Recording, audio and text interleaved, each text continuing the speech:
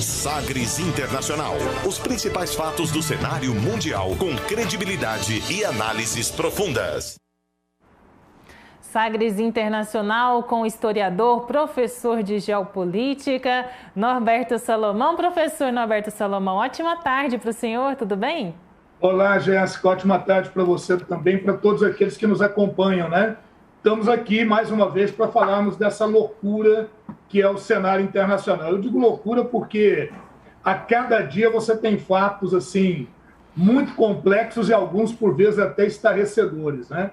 Vai desde esse aumento da pandemia na Rússia, né, que está uma loucura, eles estão tendo um trabalho danado para controlar isso lá, até golpe de Estado no Sudão, na África, onde a coisa também está pegando fogo. Então, como os outros, não está mole para ninguém, viu, Jéssica? Pois é, professor. Na semana passada a gente falou da situação dos Estados Unidos, né, com todo o congestionamento portuário. Agora a gente vai para o Oriente para falar de Taiwan e também da China, né? Essa tensão aí diplomática, uma das mais preocupantes do mundo, professor.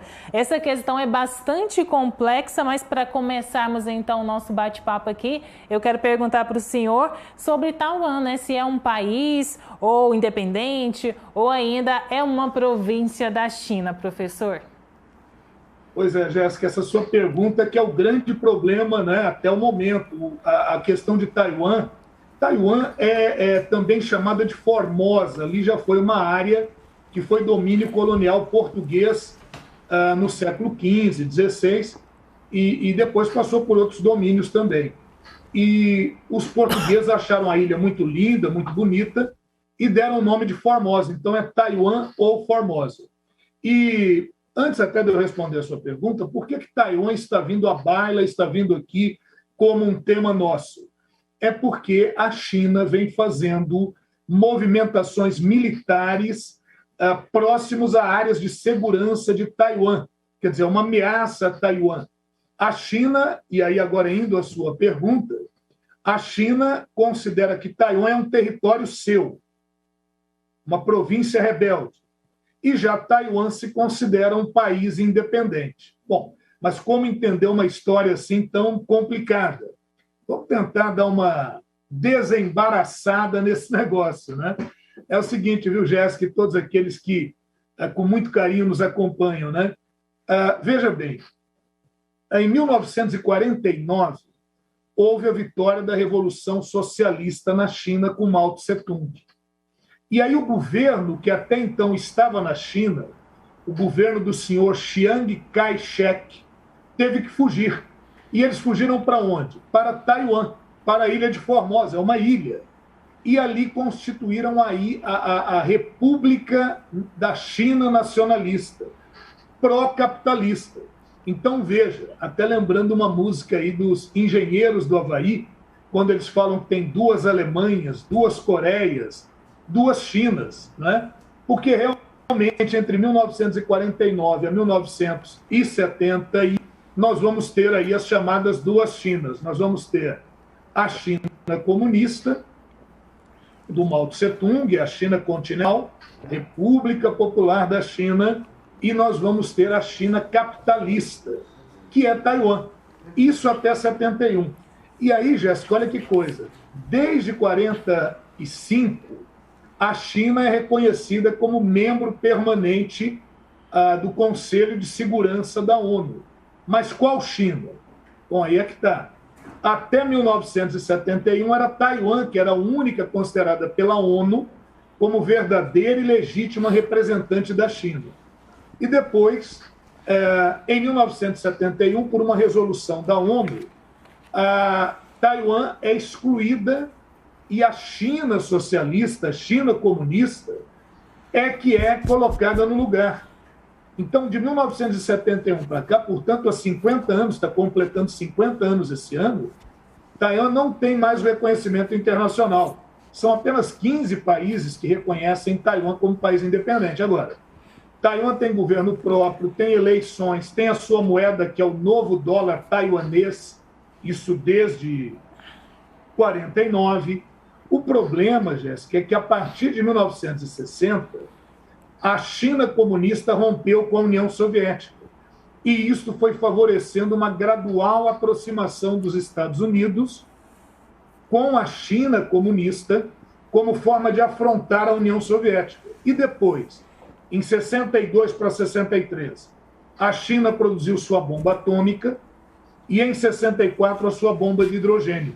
Então, até mesmo do ponto de vista estratégico, era muito melhor uma aproximação com a China comunista. E aí, Taiwan, a República Nacional da China, atualmente República da China Taiwan, é chamada assim, caiu fora, foi colocada de lado. Olha que trairagem, digamos assim, que crocodilagem, usando um velho termo aí, para uma traição, para deixar o camarada na chapada. Foi o que aconteceu com Taiwan. Apesar disso, Taiwan é uma área importantíssima na exportação de produtos e tecnologia, tem uma economia própria, mas a China comunista, a China socialista, a República Popular da China, como é o nome oficial da China comunista, não reconhece Taiwan. A ONU também não reconhece Taiwan desde 71. E agora, essa semana, o Antony Blinken, que é o secretário de Estado americano, justamente quando completa 50 anos dessa exclusão de Taiwan, ele diz que Taiwan deveria ter maior representatividade na ONU, o que gerou uma forte oposição da China. A questão, Jéssica, é que os Estados Unidos, em 71, com o presidente Richard Nixon, anunciou a aproximação com a China comunista. E em 72, Nixon realmente foi à China, visitou o governo à época do Mao Tse-tung, e visitou escolas e tudo, e começou uma aproximação. Quer dizer, aí Taiwan já tinha sido colocada de lado.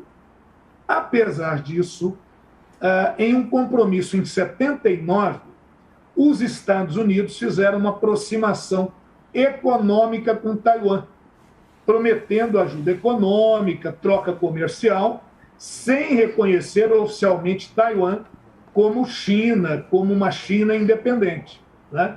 Então, é nesse estado ou nesse estágio que nós nos encontramos, né? A medida lá da ONU que excluiu Taiwan em 71, repito, completando 50 anos esse ano, é a medida 2758 da ONU, que deu chega para lá em Taiwan.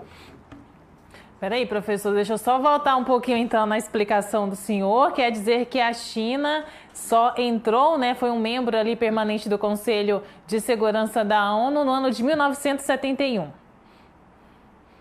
Veja bem, então é o seguinte, a China já está lá no Conselho de Segurança da ONU. Lembrar que o Conselho de Segurança da ONU é quem decide se a ONU vai ou não fazer intervenção militar ou algum nível de intervenção em algum país. Porque o princípio basilar da ONU é a autodeterminação dos povos. Então, para aprovar uma intervenção ou não, é o Conselho de Segurança da ONU que faz isso. Vou sempre lembrar que o Conselho de Segurança da ONU tem 15 membros, sendo 5 permanentes e 10 rotativos. Os 5 permanentes são os 4 vencedores da Segunda Guerra Mundial, Estados Unidos, França, Rússia, Reino Unido, Inglaterra, mais a China. Agora, você me pergunta, então, desde quando a China faz parte do Conselho Permanente de Segurança da ONU? Desde 46. O que vai variar aí, Jéssica, é quem era considerado oficialmente como representante da China. Então, por uma questão de conveniência, de 49, ou melhor, de 46 até 71, foi Taiwan, foi Formosa, porque era a China pró-capitalista. Em 71, dentro do contexto de Guerra Fria, com a separação da China comunista da União Soviética, e tendo em vista que a China comunista desenvolveu bomba atômica, os Estados Unidos entenderam por bem fazer uma aproximação com a China comunista, isso em 71. E nessa ocasião, os Estados Unidos, usando a sua força dentro da ONU, levou a ONU a excluir Taiwan como representação oficial da China, e quem vai ser assimilado agora como representação oficial é a República Popular da China ou China Comunista. Não sei se deu para entender essa troca de figurinhas que ocorreu a partir de 71. Professor, a partir, ao longo da história, ao longo do tempo, desde a visita de Nixon, como tem sido essa relação dos Estados Unidos com a China? Pois é, Jéssica. Em 78, após o anúncio oficial da Casa Branca de abertura de relações diplomáticas lá com Taiwan, óbvio que houve uma chiadeira danada em Pequim, lá na China. O governo de Pequim questionou, falou, peraí, 78, em 71 você não falou que a única representação oficial sou eu, República Popular da China? Você falou, não querida, calma. Só que com Taiwan a gente vai manter relações ainda comerciais. A China não gostou nada, protestou, mas não adiantou. Em 10 de abril de 79, o Congresso dos Estados Unidos, e nessa época, viu, Jéssica, no Congresso dos Estados Unidos, estava um senador chamado Joe Biden, é o atual presidente dos Estados Unidos. E o Joe Biden, naquela época, como senador, ele já era favorável a uma maior aproximação com Taiwan. E o Congresso norte-americano, naquela altura, aprovou o ato de relações com Taiwan, que autoriza, entre outras coisas, que os Estados Unidos possam fornecer armas para a defesa de Taiwan. Não para proposta de ataque, mas armas para defesa. E foi o que aconteceu. Bom, assim as relações posteriores, digamos assim, essa normalização de relações com China e Taiwan, foram ameaçadas em 81. Por quê? Porque em 1981, em virtude da oposição de Pequim, pelo ato de 79, de permitir vendas de armas para Taiwan, para defesa, isso gerou uma insatisfação muito grande da China e quase houve aí uma ruptura da China comunista com os Estados Unidos. Mas aí, em 81, já é o governo do presidente Ronald Reagan, e o vice-presidente do Ronald Reagan era o então George W. Bush, o pai, e o secretário de Estado Alexander Haig. Então o Haig teve que ir lá para a China para fazer um carinho lá na China, dizer, olha, não é bem assim, calma, não pode levar a coisa dessa forma. Em 81, o secretário de Estado Alexander Haig esteve lá, e depois, em 82, o George W. Bush também foi à China para dar aquela atenção para os chineses. Após alguns meses lá de negociações, sai um acordo, que é o Comunicado Conjunto Estados Unidos e China, em agosto de 82, esse comunicado conjunto no qual o governo dos Estados Unidos afirmava que a sua intenção era reduzir gradativamente a venda de armas para Taiwan, enquanto a China se comprometia a buscar uma solução pacífica para a questão taiwanesa. Só lembrar, vou repetir, que a China quer reincorporar Taiwan definitivamente ao seu território. Só que Taiwan é capitalista, enquanto a China tem, no regime político, socialismo. No regime econômico, um regime de mercado. Então, isso torna a coisa um pouquinho mais complexa. Bom, vamos avançar um pouquinho no tempo, Passado isso, lá no governo do Barack Obama, o Obama, de novo, faz uma aproximação maior, vai dar sequência à política iniciada lá pelo George W. Bush, e vai buscar manter relações comerciais, relações de proximidade com Taiwan, ao mesmo tempo que estabelecia com a China um diálogo estratégico e econômico. Só que aí depois vem o governo Donald Trump. E o governo Donald Trump já retoma uma relação maior com Taiwan, entra naquela guerra comercial com a China, e eu já vou te dizer, do governo Trump para cá, de 2016 para cá, houve uma intensificação das tensões na região. Vez por outra, a China tem feito exercícios militares ameaçadores àquela região de Taiwan. Bem, em 2020, a presidente de Taiwan, que foi eleita em 2016, a Tsai Ing-wen, é uma mulher, foi eleita em 2016 e ela foi reeleita em 2020. E o Joe Biden estava ainda em campanha. E o Joe Biden, na campanha, não falou nada diretamente contra a China ou sobre a questão de Taiwan, mas cumprimentou, antes mesmo de ser eleito presidente, a Tsai Ing-wen, que foi reeleita em Taiwan, é a atual presidente reeleita de Taiwan. Então, isso já mostrava qual seria a postura do Biden em relação a Taiwan. Bom, aí o Biden vence as eleições nos Estados Unidos ao final de 2020 e a gente tem visto que a tendência do governo Biden é uma aproximação cada vez maior com Taiwan, como vimos agora no dia 26, né, dessa semana, dia 26 de outubro, o Antony Blinken, que é o secretário de Estado americano, falando que deveria haver uma maior participação de Taiwan na ONU. Óbvio que a China respondeu dizendo que não, que Taiwan não é uma província independente, que os Estados Unidos estão brincando com fogo. E, Jéssica, em meio a tudo isso, no início desse mês de outubro, durante 4 dias, um total de 155 caças chineses sobrevoaram um espaço aéreo de segurança, que é o espaço que antecede o espaço aéreo de Taiwan. Então, uma postura claramente agressiva da China e ameaçadora da China em relação a Taiwan. Isso gerou questionamentos da OTAN, dos Estados Unidos, e tem demonstrado que a região ali está bastante tensa. A China chega a afirmar que até 2025 vai anexar definitivamente Taiwan. Taiwan, por sua vez, diz: somos autônomos, temos governo próprio e não admitiremos nenhum tipo de agressão à nossa independência e democracia. Se a China anexar Taiwan, é uma prova incontestável, vai dizer a Tsai Ing-wen, a presidente. Se a China anexar Taiwan, vai ser uma prova inquestionável de que a democracia no mundo perdeu para o autoritarismo. Pois é. Jéssica, negócio lá não é fácil, não. O senhor falou aí sobre as aeronaves, né, sobrevoando o território de Taiwan, esses exercícios militares aí sendo realizados pela China. Qual é, de fato, então, essa verdadeira intenção da China com esse tipo de ação, professor?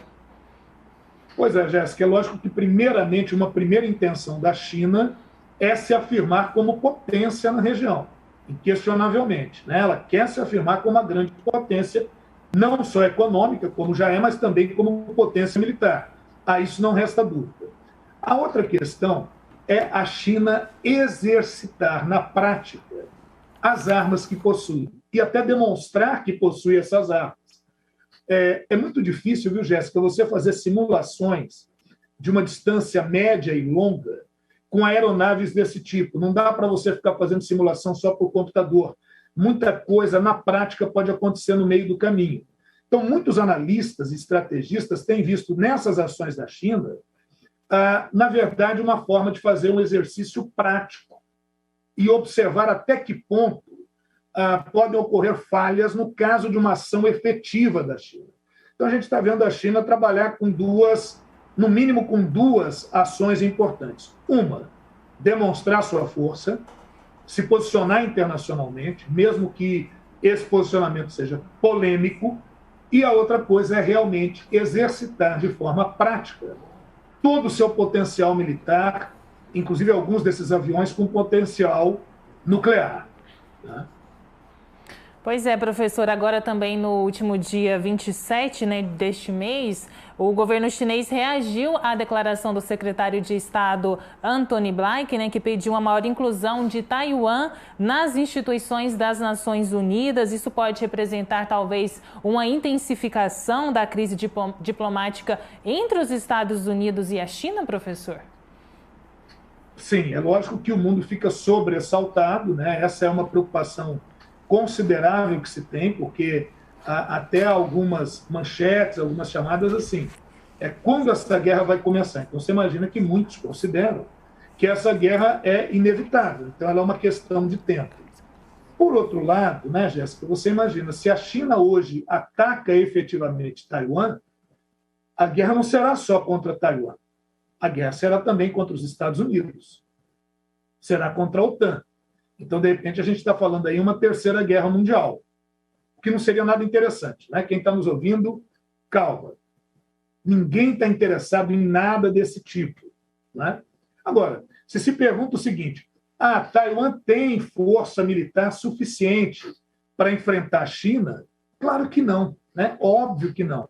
mas tem aliados importantes, né? Tem aliados consideráveis, e os Estados Unidos, na administração, tanto do Biden quanto do Trump, e aí, né, Jéssica, nesse sentido, a gente está vendo que a administração Biden continua a mesma política em relação a Taiwan que o Trump fez, que foi essa política de aproximação, né?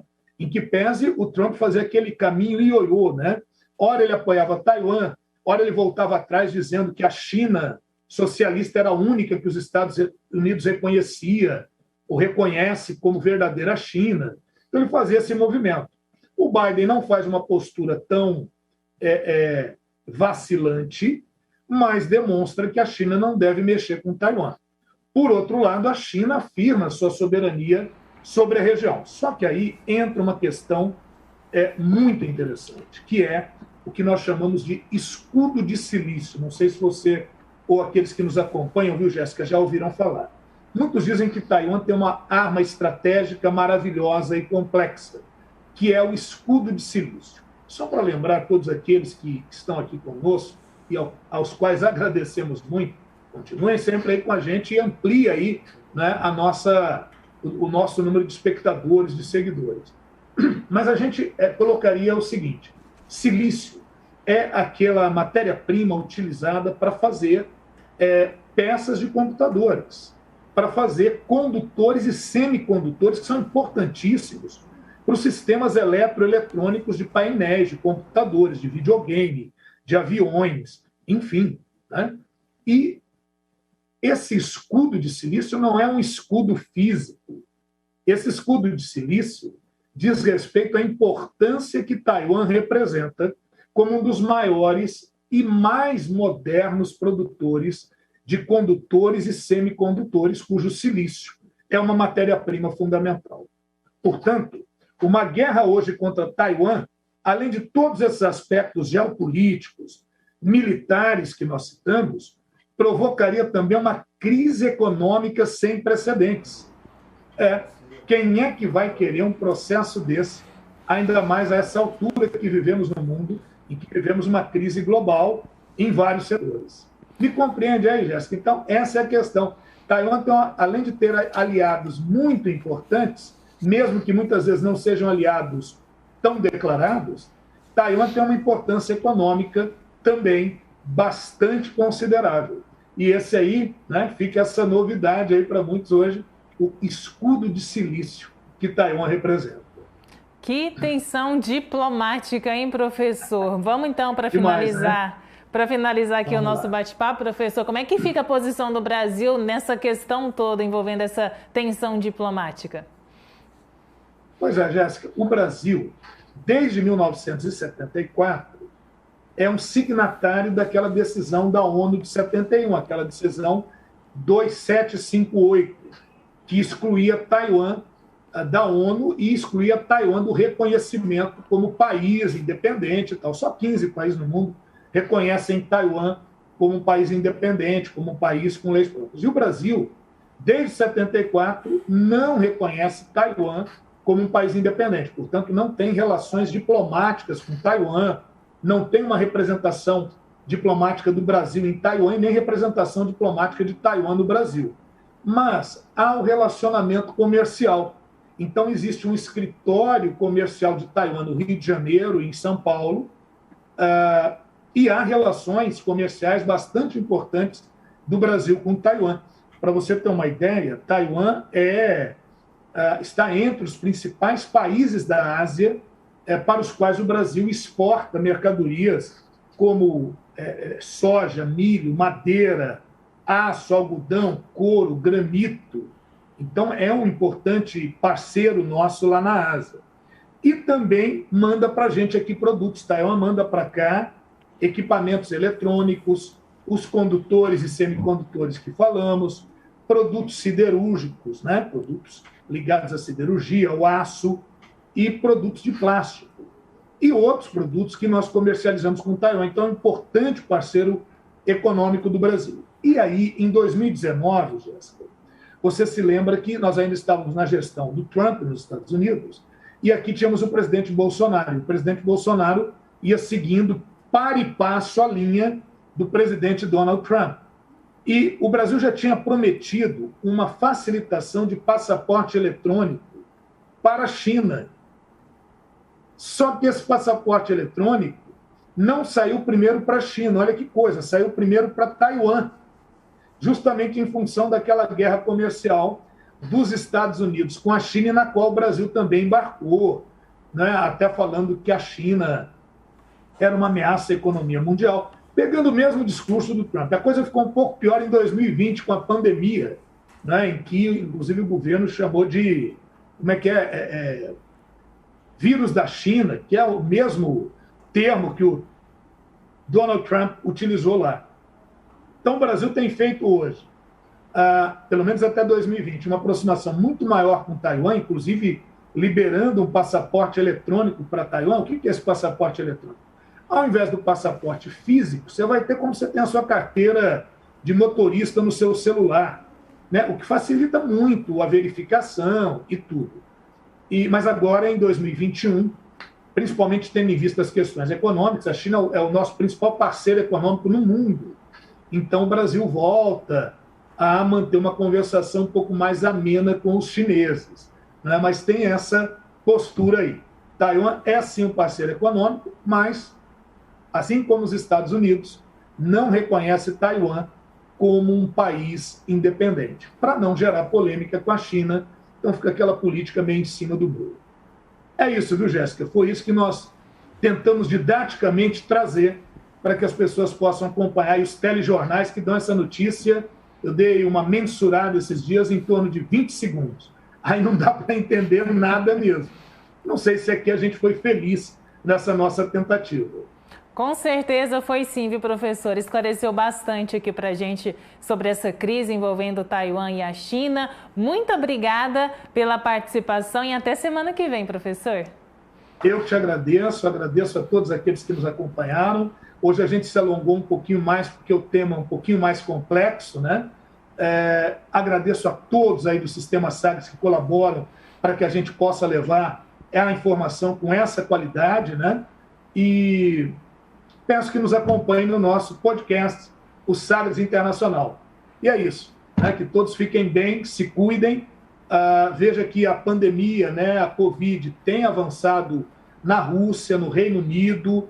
Está se falando aí do vírus, né, do coronavírus Delta Plus, cujo contágio é muito mais efetivo. Então, eu acho que todos aqueles cuidados que pudermos tomar ainda são bastante importantes. É isso aí, muito obrigado a todos e até o nosso próximo encontro. Um grande abraço. Muito obrigada ao professor Norberto Salomão, historiador, professor de geopolítica, toda quinta-feira aqui no Sagres Internacional. Sagres Internacional. Os principais fatos do cenário mundial com credibilidade e análises profundas.